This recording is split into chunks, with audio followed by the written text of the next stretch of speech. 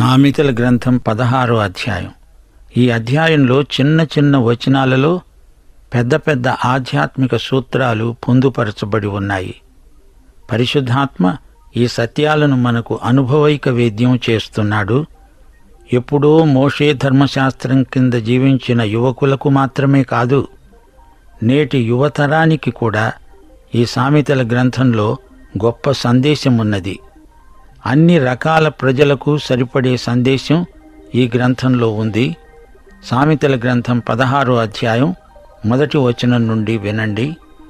హృదయాలోచనలు మనుష్యుని వశం, చక్కని ప్రత్యుత్తరమివ్వడం యెహోవా వలన కలుగుతుంది. దేవుడు ఏమి నిర్ణయిస్తాడో అదే జరుగుతుంది. మానవుని హృదయాలోచనలు దేవుని చిత్తానికి అనుగుణంగా ఉండాలి. యిర్మీయా గ్రంథం 10వ అధ్యాయం 23వ వచనం. యెహోవా తమ మార్గమును ఏర్పరచుకొనడము నరుల వశంలో లేదని, మనుష్యులు తమ ప్రవర్తన యందు సన్మార్గమున ప్రవర్తించడము వారి వశంలో లేదని నేనెరుగుదును. దేవునిదే తుది నిర్ణయం. ఆయన చిత్తమెరిగి మనం ప్రార్థించాలి. పరలోకములో దేవుని చిత్తము ఎలాగో అలాగే భూమి మీద కూడా నెరవేరాలని మనం ప్రార్థన చేయాలి. ఒకని నడతలన్నీ వాని దృష్టికి నిర్దోషములుగా కనపడతాయి. యెహోవా ఆత్మలను పరిశోధిస్తాడు. ఒకని ఎదుట సరైనదిగా కనపడే మార్గము కలదు, అయితే తుదకు అది మరణమునకు త్రోవ తీస్తుంది. ఒక మానవుడు తన దృష్టిలో తానే నీతిమంతుణ్ణి అనుకోవచ్చు, కాని దేవుడు మానవుని ఆత్మను పరిశోధిస్తాడు. 1 యోహాను 1వ అధ్యాయం 7వ వచనం. ఆయన వెలుగులో ఉన్న ప్రకారము మనమును వెలుగులో నడిచిన ఎడల మనము అన్యోన్య సహవాసము గలవారమై ఉంటాము. అప్పుడు ఆయన కుమారుడైన యేసు రక్తము ప్రతి పాపము నుండి మనలను పవిత్రులనుగా చేస్తుంది. దేవుని వాక్యపు వెలుగులో ప్రతి ఒక్కడూ తనను తాను పరీక్షించుకోవాలి. అప్పుడు నీ బలహీనతలేవో నీకు తెలుస్తుంది. దేవుని మహిమను పొందలేకపోతున్నానే అని తెలిసిపోతుంది. నీ కన్నులకు నీవు బాగానే ఉన్నట్లు కనిపించవచ్చు, గాని దేవుని వెలుగులో నీ నిజస్థితి కనపడుతుంది. ఆయనతో కూడా సహవాసం గలవారమని చెప్పుకొని చీకటిలో నడిచిన ఎడల మనము అబద్ధమాడుతూ సత్యాన్ని జరిగించము. ఇది నిజం. భక్త యోహాను ఈ మాటలు క్రైస్తవులకే చెప్తున్నాడు. ఇతరులకు తీర్పు తీర్చటం కాదు, దేవుని వెలుగులో నీకు నీవే తీర్పు తీర్చుకోవాలి. దేవుడు నిన్ను పరిశోధిస్తున్నాడు. దేవుని వాక్యం నీ ముందుంచాడు. అది అద్దం లాంటిది. అందులో నిన్ను నీవు పరీక్ష చేసుకోవాలి. ధర్మశాస్త్రం మనల్ని రక్షించజాలదు, కాని మనము పాపులమని ధర్మశాస్త్రం రుజువు చేస్తుంది. ధర్మశాస్త్రం నీ నుండి పరిపూర్ణతను కోరుతుంది. అట్టి పరిపూర్ణత ఏ మానవునికి లేదు. అందుకే మనకు యేసు అనే రక్షకుడు కావాలి. ధర్మశాస్త్రం ఒక బాలశిక్షకుడై మనలను దేవుని వద్దకు అనగా క్రీస్తు వద్దకు నడిపిస్తుంది. నిన్ను సిలువ వద్దకు తెస్తుంది. నీకు రక్షకుడు అవసరమని నీ చేత ఒప్పిస్తుంది. ధర్మశాస్త్రం మంచిదే, కాని అది నిన్ను రక్షించలేదు. మానవుడు తన దృష్టిలో తాను మంచివాడైనట్టు అనుకుంటే అది కేవలం పొరపాటు. దేవుడు మన ఆత్మలను పరిశోధిస్తాడు. 3వ వచనం. నీ పనుల భారము యెహోవా మీద ఉంచు, అప్పుడు నీ ఉద్దేశాలు సఫలమవుతాయి. యెహోవా మీదికి మన భారాలన్నిటినీ దొర్లించి వేయాలి. ఆయన నీ భారం మోస్తాడు, అప్పుడు నీ ఉద్దేశాలు ఫలిస్తాయి. భారం మోసుకునేవారు ఆయన దగ్గరికి రావాలి, భారం తొలగించుకోవాలి. అప్పుడు శరీరానికి ఆత్మకు విశ్రాంతి. రేపటిని గురించి ఆందోళన చెందనక్కర్లేదు. భారమంతా ఆయన మీద వెయ్యాలి. యెహోవా ప్రతి వస్తువును దాని దాని పని నిమిత్తము కలుగజేశాడు. నాశన దినానికి ఆయన భక్తిహీనులను కలుగజేశాడు. ఈ సామెత చెప్పేదేమిటో కొంచెం ధ్యానించండి. దేవుడు ప్రతి వస్తువును కలుగజేశాడు. కలుగజేసిన వాడు దేవుడు. ఆయన కలుగజేసిన ప్రతిదాని వెనుక ఒక ఉద్దేశ్యమున్నది. సముద్రమున్నది, అందలి నీళ్లు ఉప్పగా ఉంటాయి. సముద్రానికి ఆటుపోట్లు వస్తాయి. దీనికి కారణం భౌతిక శాస్త్ర నియమం అని నీవు అనవచ్చు. మరి ఆ నియమాలను చేసిన వాడెవడు? దేవుడే. యేసుక్రీస్తే సృష్టికర్త. ఆయన కావాలనే అలాగు చేశాడు. యేసు ప్రభువు లేకుండా కలిగి ఉన్నదేదీ కలుగలేదు. దేవుడు మానవుణ్ణి సృజించాడు గనుక మానవుడు తనను మహిమపరచాలని ఆయన కోరడం భావ్యమే. దేవుడు తన మహిమ కోసమే నిన్ను సృజించాడు. మరి పాపుల మాటేమిటి? పాపి వలన దేవునికి మహిమ కలుగుతుందా? పాపి రక్షించబడితే దేవునికి మహిమ. పాపి రక్షించబడి దేవుణ్ణి మహిమపరచాలి. అదే దేవుడు కోరుతున్నాడు. సమస్తము దేవుణ్ణి మహిమపరచాలని దేవుడు సంకల్పించాడు. కీర్తనలు 76 వచనం 10 మీకు జ్ఞాపకముందా? నరుల ఆగ్రహము దేవుణ్ణి స్తుతిస్తుంది. అది ఎలా జరుగుతుంది? అది దేవునికే తెలుసు. దాని పర్యవసానం దేవుడే బయలుపరుస్తాడు. మానవుడా, దేవునితో జూదమాడవద్దు. దేవుడు లేనట్లు బ్రతకవద్దు. ఇది నీ లోకం కాదు. నీ ఇష్టం వచ్చినట్లు చేయడానికి వీల్లేదు. ఇది నా సృష్టి అంటున్నాడు దేవుడు. దేవుడు లేడని బుద్ధిహీనుడు తన మనస్సులో అనుకుంటాడు. హెబ్రీ పత్రిక 11వ అధ్యాయం 6వ వచనం, విశ్వాసము లేకుండా దేవునికి ఇష్టుడై ఉండడం అసాధ్యం. దేవుని వద్దకు వచ్చేవాడు ఆయన ఉన్నాడని, తనను వెదికే వారికి ఫలము దయచేసేవాడని నమ్మాలి గదా.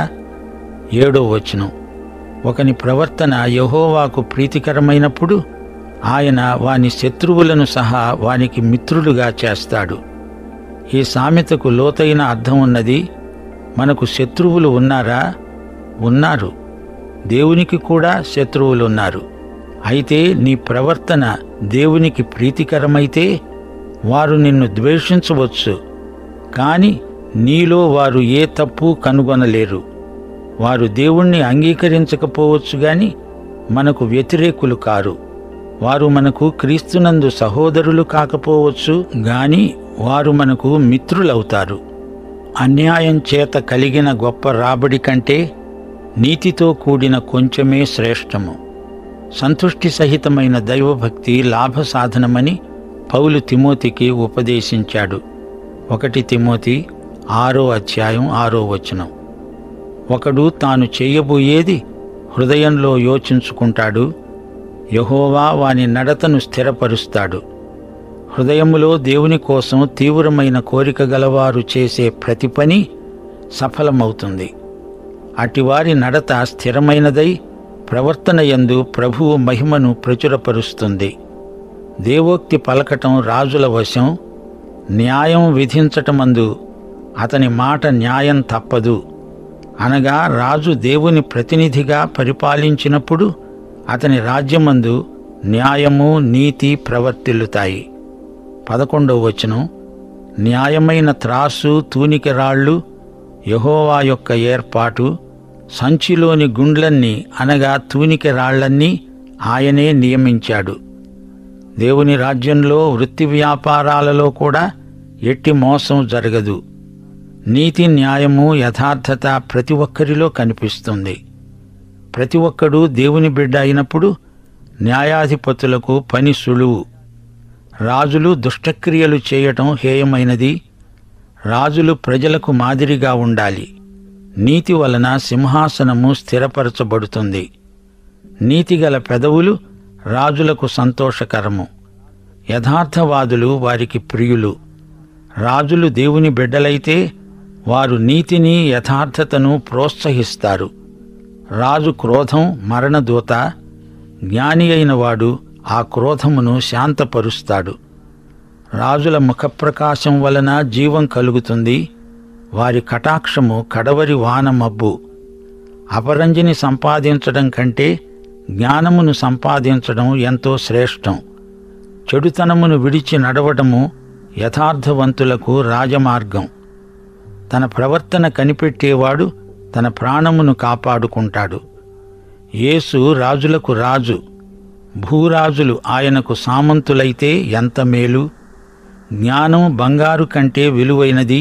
జ్ఞానమార్గమే కాదు, ఇది రాజమార్గం కూడా. విశ్వాసుల ప్రవర్తన నిష్కళంకమైనదై ఉండాలి. 18వ వచనం. నాశనానికి ముందు గర్వం నడుస్తుంది, పడిపోవటానికి ముందు అహంకారమైన మనస్సు నడుస్తుంది. గర్విష్ఠులతో దోపుడు సొమ్ము పంచుకొనటం కంటే దీన మనస్సు కలిగి దీనులతో పొత్తు చేయడం మేలు.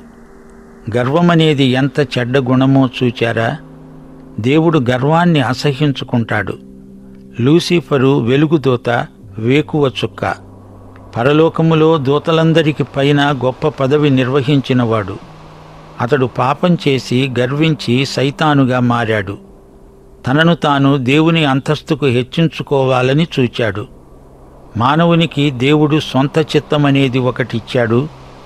మానవుడు తన సొంత తీర్మానాన్ని చేసుకోగలడు. అయితే గర్వించి దేవునికి వ్యతిరేకంగా తీర్మానం చేస్తే మానవుడు నాశనమైపోతాడు. ఎస్తేరు గ్రంథంలో హామాను గర్వించాడు. అతని గతి ఏమైంది? అబ్షాలోము తన తండ్రికి ఎదురు తిరిగాడు. అతని గతి ఏమైంది? గొలియాతు గర్వించి ప్రగల్భాలు పలికాడు. అతని గతి ఏమైంది? అలాగే అహాబు గర్వించి ఎన్నో దుండగాలు చేశాడు. అతని గతి మటుకు ఏమైంది? ఉపదేశానికి చెవియొగ్గేవాడు మేలు నొందుతాడు. యెహోవాను ఆశ్రయించేవాడు ధన్యుడు. దేవుడే మనకు ఆశ్రయం. ఆయన ఉపదేశమే మనకు మేలు. జ్ఞానహృదయుడు వివేకి. రుచిగల మాటలు పలుకుట వలన విద్య ఎక్కువవుతుంది. నీకున్న విద్య ఇతరులకు అందాలంటే నీవు మాట్లాడే విధానం చాలా ముఖ్యం. నీ మాటలు రుచిగలవై ఉండాలి, ఉప్పు వేసినట్లు ఉండాలి.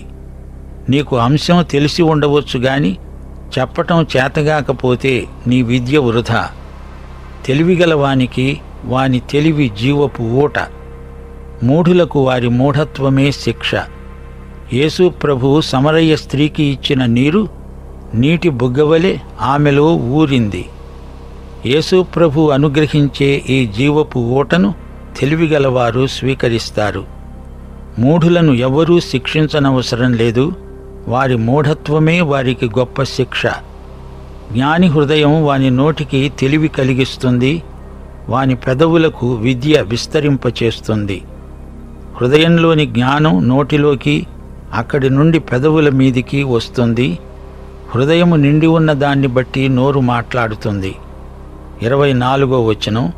ఇంపైన మాటలు తేనె పట్టు వంటివి, అవి ప్రాణమునకు మధురమైనవి, ఎముకలకు ఆరోగ్యకరమైనవి. ఇంపైన మాటలు దేవుని వాక్యంలో దొరుకుతాయి. వార్తాపత్రికలలో చెడ్డ వార్తలే ఎక్కువగా చదువుతాము, గాని దేవుని వాక్యం తేనె పట్టు వంటిది. ఆ తేనె మధురమైనది, ఆరోగ్యానికి మంచిది. 25వ వచనం. ఒకని మార్గము వాని దృష్టికి యథార్థముగా కనపడుతుంది, అయినా తుదకు అది మరణానికి చేరుతుంది. ఇదే మాట సామెతల గ్రంథం 14వ అధ్యాయం 12వ వచనంలో కూడా చెప్పబడింది. ఎందుకంటే ఈ వచనం మన జీవితానికి ఎంతో ముఖ్యమైనది. కష్టము చేసే వాని ఆకలి వాని కొరకు వాని చేత కష్టం చేయిస్తుంది. వాని కడుపు వానిని తొందర పెడుతుంది. ఆకలి కొన్నవాడు ఆకలి తీర్చుకోవడానికి ఏ పనైనా చేస్తాడు. కడుపు కక్కుర్తికి ఎంతకైనా దిగజారుతాడు. అయితే సైతాను మాట విని వాడు పెట్టిన కూడు తినకూడదు. సైతాను యేసు ప్రభువును శోధిస్తూ అన్నాడు, నీవు నమస్కారం చేస్తే సకలైశ్వర్యాలు నీకిస్తాను. నా మాట విని నీ తండ్రికి ఎదురు తిరిగి ఈ రాళ్లన్నిటినీ రొట్టెలుగా మార్చుకొని నీవు తిను, ఇతరులకు పెట్టు. కానీ ప్రభువు అందుకు ఒప్పుకోలేదు. 27వ వచనం. పనికిమాలిన వాడు కీడును త్రవ్వి పైకెత్తుతాడు, వాని పెదవుల మీద అగ్ని మండుతున్నట్లు ఉన్నది. వ్యర్థుని పరిశ్రమ కీడుకే కాని మంచికి కాదు. అతని మాటలు అగ్నిలాగా కొంపలను తగలబెడతాయి. మూర్ఖుడు కలహము పుట్టిస్తాడు, కొండెగాడు మిత్రభేదం చేస్తాడు. స్నేహితుల మధ్య భేదం పుట్టించే కలహప్రియులు కొందరున్నారు. అతని మాటలు ఇతనికి, ఇతని మాటలు అతనికి వ్యాఖ్యాన సహితంగా చెప్పి నిప్పు రాజబెట్టి అందులోకి ఊది మంటను ఇంకా పెద్దది చేస్తారు. బలాత్కారం చేసేవాడు తన పొరుగువాణ్ణి లాలన చేస్తాడు, కాని మార్గంలో వాణ్ణి నడిపిస్తాడు. మనుష్యులను బుజ్జగించి లాలన చేసి కల్లబుల్లి మాటలతో ప్రజలను మోసగించే వంచనా శిల్పులు ఎందరో ఉన్నారు. కృత్రిమములు కల్పించవలెనని కన్నులు మూసుకొని తన పెదవులు బిగబట్టేవాడే కీడు పుట్టించేవాడు. అంతా నటన. తనకేమీ తెలియదన్నట్లు కండ్లు మూసుకోవడం, నేనేమీ మాట్లాడను అన్నట్లు పెదవులు బిగబట్టడం, పరోక్షంగా చేసే కీడు చేయడం కొందరికి అలవాటు. 31వ వచనం, నెరసిన వెంట్రుకలు సొగసైన కిరీటం, అవి నీతి ప్రవర్తన గలవారికి కలిగి ఉంటాయి. వృద్ధులు గౌరవనీయులు, అందరూ వృద్ధులు కారు, నీతిగల ప్రవర్తన ఉన్న వృద్ధులే. నెరసిన వారి తల వెంట్రుకలు కిరీటంలాగా ప్రకాశిస్తాయి. వారి అనుభవం యువకులకు ఎన్నో విలువైన పాఠాలు నేర్పగలదు. పరాక్రమశాలి కంటే దీర్ఘశాంతము గలవాడు శ్రేష్ఠుడు. పట్టణము పట్టుకునేవానికంటే తన మనస్సును స్వాధీనపరుచుకునేవాడే శ్రేష్ఠుడు. దీర్ఘశాంతమే ఆధ్యాత్మిక పరాక్రమం. ఒక రాజు పట్టణాన్ని పట్టుకొని విజేత అవుతాడు. అయితే మనస్సును స్వాధీనపరుచుకున్నవాడు మహావిజేత. ముగింపులో 33వ వచనం, చీట్లు ఒడిలో వేయబడతాయి, వాటి వలన తీర్పు యెహోవా వశము. ఈ వచనం ఎస్తేరు గ్రంథానికి చెందింది. యూదాజాతిని నాశనం చేయడానికి హామాను చీట్లు వేశాడు. అయితే దేవుడు జోక్యం కలిగించుకొని తన ప్రజలను కాపాడాడు. పూరీము పండుగ యూదులు ఆచరిస్తారు. పూరీము అంటే చీట్లు అని అర్థం. దేవునితో జూదమాడే వారికి హెచ్చరిక, దేవునితో సహకరించండి, ఆయన చిత్తమే మన జీవితంలో నెరవేరాలి. దేవుని చిత్తానికి ఎదురు తిరగడం ములుకోలకు ఎదురు తన్నడమే అవుతుంది. ఈ అధ్యాయంలో మానవ హృదయం 3 విధాలుగా కనిపిస్తుంది. 1, సిద్ధపరచబడిన హృదయం. దేవుడు నీ హృదయాన్ని తన వాక్యముతో సిద్ధపరుస్తాడు. 2, గర్వించే హృదయం. ఎవరి హృదయం నిండా గర్వం ఉంటుందో అలాంటి వ్యక్తులు అధఃపతనం చెందుతారు. 3, స్థిరమైన హృదయం. దేవుని వైపే మరల్చబడిన హృదయం, వివేకము గల హృదయం, వాక్యముతో నిండిన హృదయం, దేవుని సంకల్పానికి అంకితమైపోయిన హృదయం. సోదరుడా, సోదరి, నీ హృదయ స్థితి ఎలా ఉన్నది? ఆత్మ పరీక్ష చేసుకో. దైవాశీస్సులు. ఆమేన్.